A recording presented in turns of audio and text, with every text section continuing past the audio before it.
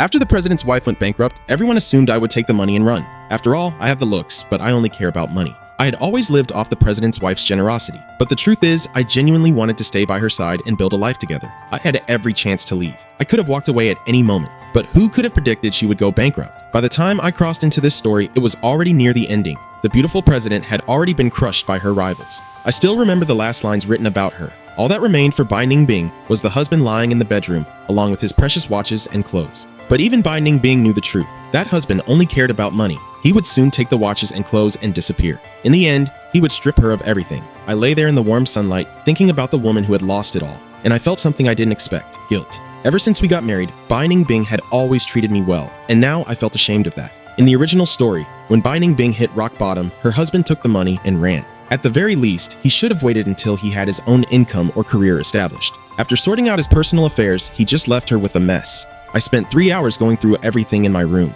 The things were already piling up, over 100 watches, more than 80 outfits. Right now, I had no way to convert the clothes into cash, but watches were worth more anyway. When I finally woke up, it was 2 in the afternoon. My stomach was growling. I checked the wallet on the coffee table. I hadn't been to the kitchen yet. We had only just moved in. Neither of us knew how to cook, and there was definitely nothing in the kitchen. I would have to find food on my own. Luckily, the apartment wasn't in a bad area. There were several restaurants right downstairs. I went down and had a bowl of noodles. On the way back, I remembered seeing some things I needed at the convenience store, so I stopped by the supermarket. I picked up some daily essentials and brought them home. I also bought a new bowl for Bai Ningbing, choosing the same color as the one she had before. Then I got started on cleaning the apartment. When I stepped into Bai Ningbing's room, I found it was sparse. Just a bed and a few pieces of equipment. Nothing to pass the time with. It must be hard for a woman who grew up with everything to now be living like this. I started cleaning around 4 in the afternoon. Time passed slowly, minute by minute. By the time I finished the whole apartment, it was already 10 at night. Once everything was done, I set out a nightgown on the coffee table for her to use later. When she came home, she opened the door and found me mid-meal. Her eyes were sharp and clear, like still autumn water. The woman standing in the doorway looked at me carefully. She hadn't expected to come back to a clean apartment, and the surprise showed in her eyes before she quickly composed herself. She was stunning. No wonder the author had used such vivid words to describe her. I felt the weight of Bai Ningbing's gaze and realized I was gripping my chopsticks without thinking. But I wasn't nervous. I had been a model. Someone like me wouldn't be rattled so easily. Still, her eyes felt like they could see right through me. "Did you hire someone to clean?" Her voice was calm and flat. She was still in her work clothes. I shook my head immediately. "No, I cleaned it myself." "You cleaned it yourself?" "Yes, me." Bai Ningbing's expression shifted. She looked at me differently now. There was a pause between us. Then she seemed to pull herself back. "Is the money holding up?" "Yes, it's fine," I answered, then immediately felt like I'd said too much. The response made Bai Ningbing study me again before she spoke. Good. After that, silence settled between us. Bai Ningbing looked over at the table and noticed I had been eating. Then, out of nowhere, she turned. "Sorry," I looked up. "Come look at something with me." I quickly shook my head. No, you don't need to apologize." Bai Ningbing gestured toward the sofa. "Sit down. We need to talk." I settled on the other end of the couch. She got straight to the point. "The property situation is basically resolved. Everything in our names has been seized. There's nothing left, but there's also no debt. You don't need to worry about that. I still have 30,000 yuan on hand. Once everything is sorted, I'll focus on rebuilding income as quickly as possible. There should still be 60,000 on your card. I've already paid 6 months of rent on this place. If you want a divorce, I'll give you another 20,000. You can stay here until you find somewhere else to rent." In my head, I was running the numbers. Bai Ningbing had nearly nothing left. If we divorced, she was offering me 80,000 and letting me stay in her apartment. Her watches and clothes she clearly had no interest in keeping. That would leave her with just the apartment and 10,000 yuan. Before I could speak, Bai Ningbing continued. "If you decide to stay, I'll set aside money for you each month. At least 3,000. I can promise you that. I don't know what the future looks like yet, so I can't offer more right now. But if things turn around, I'll make it up to you." I quickly spoke up. I shook my head before she could finish. She paused and looked at me. I realized what it must have looked like and immediately clarified. "No, I don't want a divorce, and I don't need you to give me money. Please don't stress about it. I have enough for now. I've made peace with where things are. I'll cut back on spending and find a way to earn my own income. You don't need to carry that for me." "What do you mean you don't want a divorce? Didn't you say yesterday?" I remembered what I'd said. Yesterday, I was furious. I told her Bai Ningbing was useless and said I wanted out. My face felt hot. I was drunk. I didn't mean any of it. I've had time to think it through. I can't walk away from you right now. We're married. Whatever happens next, I'll face it with you. Don't worry about me. I can look after myself. If anything, maybe I'll be the one supporting you for a change." When I said that last part, Bai Ningbing gave me an odd look, but she didn't push it. "Fine. If you don't want a divorce, then we won't. But when you change your mind, just tell me." Bai Ningbing went to the bathroom to wash up. I sat there feeling awkward and just kept eating. A few seconds after she closed the bathroom door, I noticed my foot had stopped tapping. I think seeing what I'd done with the apartment had thrown her off. Then, the sound of running water filled the silence. By the time I finished eating, she was done washing up too. I managed to avoid any further awkwardness. "Thank you," get some sleep. I tucked a strand of hair behind my ear. The whole thing still felt surreal. I tidied up a little more, washed up myself, then went to my room and opened my laptop. I set up a personal shop on a secondhand marketplace. That was when I finally fell asleep. The next morning, I was up at 6:30. I sorted through the supplies I'd bought the day before. After getting porridge started on the stove, I went downstairs to pick up some cooking oil. When I got back, Bai Ningbing was just stepping out of her room. She heard the door and looked over at my hands. She did a double take, clearly convinced she was seeing things. Good morning. I picked up some things for breakfast. Porridge is almost ready. Go wash up first. I headed back to the kitchen to check on the porridge. I wasn't going to let Bai Ningbing's skeptical expression slow me down. She'd always looked at me that way before. I remembered reading that she had low iron, so I'd made the porridge with red dates. It was almost done. I ladled it into 2 bowls, added the steamed buns I'd bought to a plate, then fried some eggs and sautéed some vegetables. By the time Bai Ningbing came out of the bathroom and saw the spread on the table, she went still. This is quite the breakfast. It looked warm and inviting, but Bai Ningbing wasn't buying it. She knew her husband too well. 3 years of marriage and he had never once touched the housework. The only skill he had was spending money. Something about this didn't add up and she couldn't let it go. She sat down wrestling with her suspicions. I hadn't done housework before, but now it was just the 2 of us. There was no money coming in. Things were different. The food I made wasn't restaurant quality, but it was edible and it was made at home. If you don't mind, you're welcome to come back for lunch. So did you have a chef do this for you? Are you trying to fool me? Bai Ningbing said it lightly, but the doubt was there. She picked up a spoon and tried the porridge. I kept a straight face. I couldn't exactly compare myself to a professional chef. My cooking experience growing up had been pretty limited, so I couldn't make too many grand claims. Bai Ningbing was quiet for a moment, clearly working something out. Actually, it's not bad. She ate with the same composed elegance she always had. She finished the meal, then she came to the kitchen to help clear up.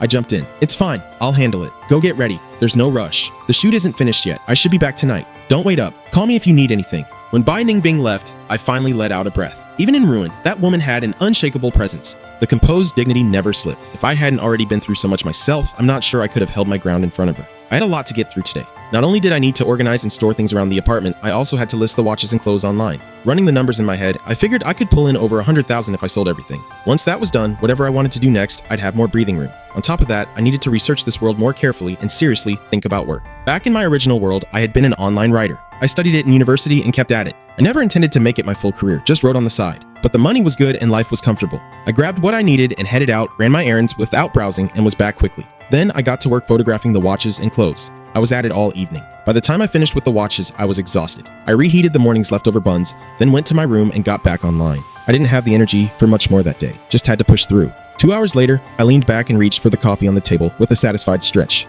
Interestingly, the internet in this world had some quirks compared to what I was used to. A lot of the content I used to write would actually perform even better here. This could work in my favor. That was when I suddenly heard the front door. I froze. I jumped up and ran out. I'd forgotten. The apartment door hadn't been locked last night. Bai Ningbing was used to the villa where security was handled by staff. She hadn't thought to lock up, and neither had I when she got home. She was hanging up her coat as I came out. I came back this morning and realized the door wasn't locked last night. At the villa, there was always someone managing security. That's not the case here. We need to lock the door at night, otherwise anyone could just push it open. Understood. The 2 of us stood there like near strangers. I felt the pressure to keep things from going completely silent. Have you eaten? Yes. I picked up a few groceries today. Let me know if there's anything you need and I'll grab it next time. Nothing comes to mind right now. I racked my brain for something else to say. 3 seconds passed. I gave up. If there's nothing else, I'll head back to my room. Just call if you need me. After I went back in and locked my door, Bai Ningbing moved through the apartment quietly. She checked the kitchen, the bathroom. Everything had been touched and put in order. A lot had been done around the place today. She thought of the way he used to carry himself. This man was actually serious about making a life here.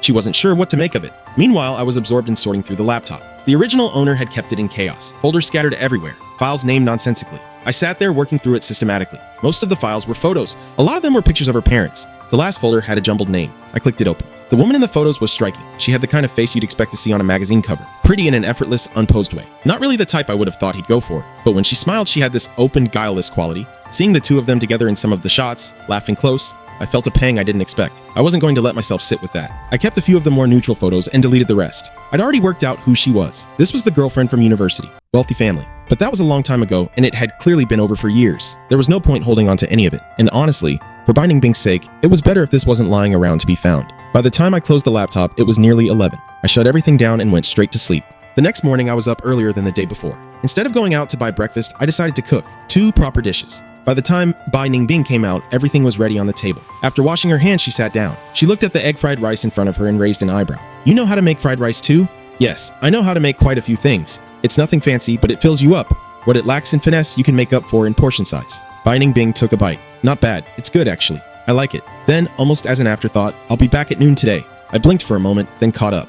What would you like? Anything is fine, but I'd like rice. Okay, I was already thinking through what to make. Sweet and sour pork ribs, tomato and egg stir fry, hot and sour soup. Does that work? That's fine. Don't overthink it, go do what you need to do. After finishing breakfast, Bai Ningbing pulled on her coat and headed out. I cleared the table quickly. Outside the building, Bai Ningbing stopped at the entrance. A car was waiting. The driver was Gu Qinghan, her former assistant who had chosen to stay by her side through everything. As he pulled up, Bai Ningbing handed him the address without a word. Gu Qinghan glanced at her. Did you eat breakfast? Yes, Xiao Yu made egg fried rice. Gu Qinghan did a double take. Wait, Xiao Yu cooked? She nodded. First time I've seen it. Yesterday he made porridge. I thought it was a fluke. Then this morning, fried rice. And at noon he said he'd cook again. Gu Qinghan kept his expression steady. His voice was measured. Something wrong with him? As far as I recall, he's fine. By the way, I thought he was talking about divorce. I already told you. He changed his mind. Bai Ningbing's voice was even. She looked out the window. He said he's not divorcing. He said he's accepted the situation and plans to manage things properly going forward, that he'll earn money and not put pressure on me. Gu Qinghan kept his eyes on the road. It wasn't clear to him what was going on. He let out a low sound. Can't you see that he might actually be genuine?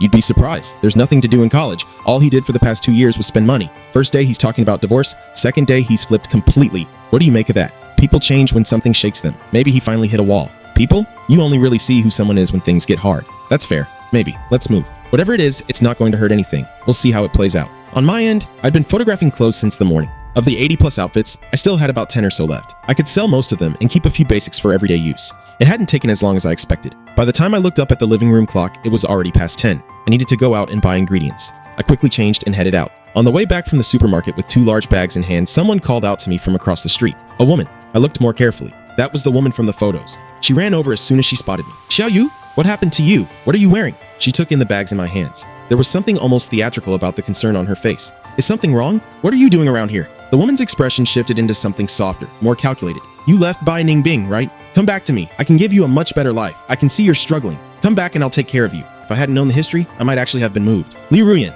Miss Liu, his ex-girlfriend. When she had been with the original owner, she had enjoyed everything he offered without giving much back. She let him spend on her constantly and never once thought to contribute. She was always careful around Bai Ningbing, playing a role designed to make the original owner pull away from his marriage. He had genuinely cared for her. He gave her whatever she asked for without complaint, but she was never serious about him. He was just convenient. Fortunately, he had never fully lost himself in it. He'd kept enough of himself intact to see Bai Ningbing clearly and understand what a real partnership looked like. And that was what had shaped him. That was when he had internalized that the only thing he could truly count on was money. The woman in front of me was at least half responsible for who the original owner had become. And now here she was seeking me out. It wasn't love. Whatever she was after, it wasn't going to be straightforward. Bai Ningbing was the only person she had ever truly envied. Now that Bai Ningbing had fallen, if she could pull her husband away too, that would be the final twist of the knife. Or maybe she had something else planned entirely. Either way, I wasn't going to let her get a foothold. I'm not going anywhere with you. What do you mean? Why would you stay? Bai Ningbing has lost everything. She'll only drag you down. What exactly are you getting out of this? Being a husband means standing by your partner. I am her husband. That means I stay by her side no matter what. You don't abandon someone just because things have gotten hard. This isn't even a permanent setback. Even if she never recovered, it would still not be a reason to leave. That's not what marriage is. As long as she doesn't ask me to go, I'm not walking away. Especially not now, when she needs support the most. That's ridiculous. She never had real feelings for you. She gave you money and that was it. There was never anything between you two. Why are you putting yourself through this? She looked at me like I was someone to be pitied. Who told you she wasn't good to me? When she had money, she gave me more than enough every month. Yes, she didn't have a lot of time for me personally, but she made sure I was taken care of. That money wasn't nothing to her. It was something she chose to give. That carries weight. And now, even after losing everything, she's offering to let me stay in her apartment and giving me what little she has left. That is more than enough. If that's not someone being good to you, then I don't know what is. We may not have had a conventional relationship, but this is still something worth respecting. If she's not good enough for you, are you saying you are? Of course I am. If you come back to me, I'll treat you right. I don't have time for this. I'm done. You never had money back then either. You were happy to let me spend on you the whole time. I worked for 2 years. I put in everything. All those gifts, all those things I bought you. And in the end, you dropped me. That's what you call treating someone right? What are you even talking about?